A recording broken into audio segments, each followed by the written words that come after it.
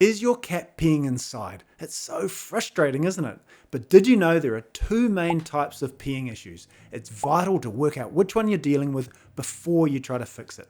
Today you'll learn how to tell the difference between the two types of problem peeing and how to sort it. Welcome to Cats with Matt. I'm Matt, a clinical feline behaviourist, and I've been helping cat guardians for 25 years with cats who pee in dodgy spots. It's the most common problem cat guardians come to me for. It has such a big impact on my clients. It damages flooring and furnishings, makes a home smell bad, and can be so time consuming to deal with. And that's just the impact on the humans in the household. Unwanted peeing can also be a sign that a cat is unhappy or stressed. But what's going on with your wayward feline? Are they just emptying their bladder in the wrong spots, or are they trying to communicate something with their peeing? This is the million-dollar question. So many of my clients have tried a whole load of things which might help a cat who is marking, but actually their cat is voiding in unwanted spots, so their efforts end up being in vain. While other clients have been working hard to encourage their cat to use the litter box, but actually their cat's marking and the litter box setup is less important for their cat. Before we dive into the difference between the two types of peeing, let's play cat detective. There's a few critical questions that can help us uncover what type of peeing is occurring. First, is your cat squatting to pee on a horizontal surface with their rear end close to the ground? Or are they standing, backing up to a surface, quivering their tail, and firing pee against a vertical surface? Is the volume of pee a bladder's worth, or less than this? Does your cat regularly use the litter tray to pee? Is your cat using the litter tray to poo? How pungent is the smell of the pee? This is proper forensic stuff, isn't it? Does your cat have positive relationships with other cats within the household? And how do they react to seeing or meeting neighbourhood cats? Fascinating questions when you're a cat detective, and the answers will help us crack the case. Before we move on, I do need to point out that it's critical that your cat is checked over by their vet if they're toileting inside, because there can be medical reasons for indoor peeing. But now that I've got you thinking about some of the questions we need to explore and assuming that your cat's been given a clean bill of health, let's look at what the two types of urination are. Elimination, or voiding, is your cat's natural way of emptying their bladder. It's like us using the bathroom. The second type is urine marking, or spraying. This is a form of communication, like leaving a message on a wall. So let's delve into the two types of peeing in more detail. Elimination or voiding is the natural act of emptying the bladder. I really need to pee. Where's the best place to do this? If a cat is voiding urine, they tend to squat with their rear end close to the ground with the pee deposited on the horizontal surface. Often the surface they pick is absorbent, carpets, rugs, bedding, or clothes left on the floor. The volume of pee is relatively large as the cat's emptying their bladder. Urine marking or spraying is a form of communication. It looks very different to voiding urine. When a cat is urine marking, they tend to back up to a vertical surface while standing with a slightly arched back, with their tail upright and quivering, and their pee shoots out to hit the vertical surface. Some cats tread with their back feet when they're doing this. Once they're finished, they tend to walk away without sniffing or covering the urine, and often a smaller amount of urine is sprayed compared to when they're voiding pee. Urine marks can also smell more pungent than when a cat is voiding urine. If a cat's marking inside, it's usually on vertical surfaces like walls, furniture, and sofa sides, and often in spots at the threshold of their territory, especially if neighbourhood cats can be seen or smelt there, like doors, window frames, or curtains near windows. It's natural for cats to urine mark their territory. Them and their ancestors have been doing it for hundreds of thousands of years.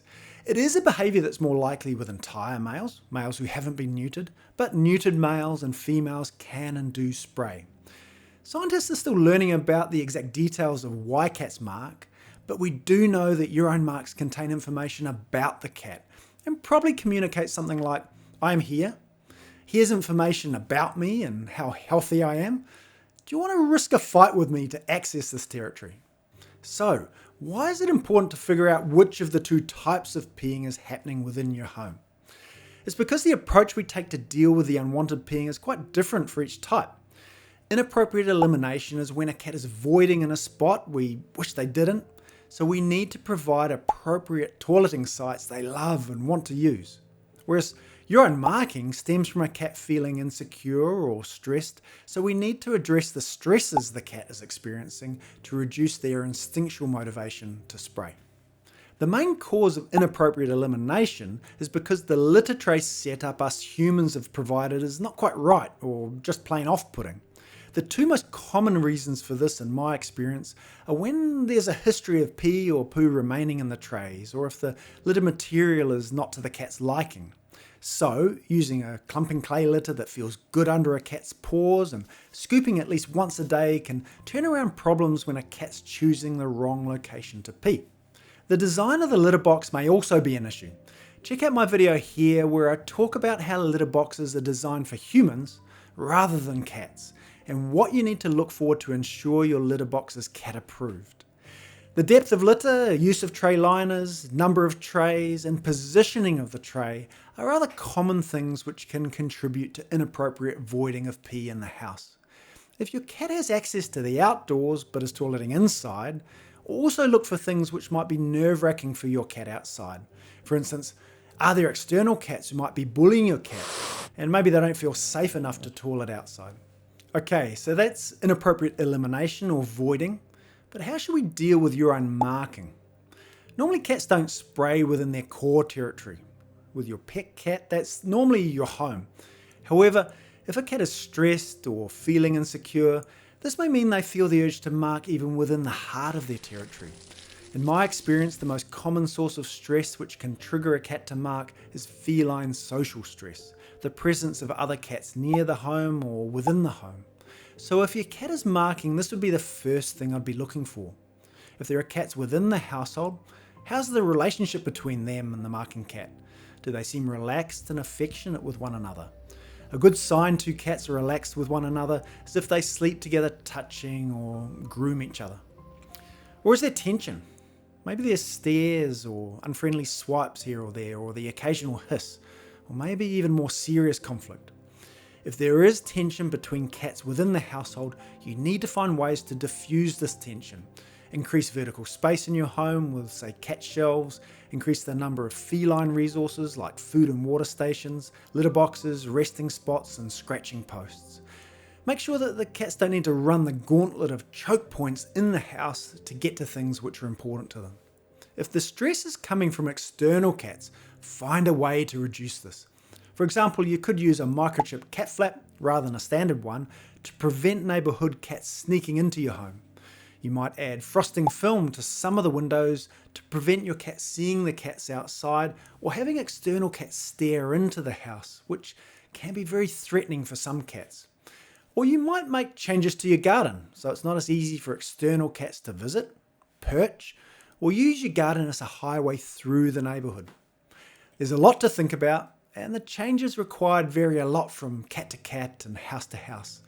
There's far too many potential approaches for me to cover in this video, but if you'd like help designing a bespoke solution, I've included my website below so you can book a consultation. Remember, with a little detective work and the right approach, you can identify which type of unwanted peeing your cat is doing, which will help you to tackle it effectively, restoring peace and harmony to your home. If you found this video helpful, give it a thumbs up and subscribe for more cat behaviour chats.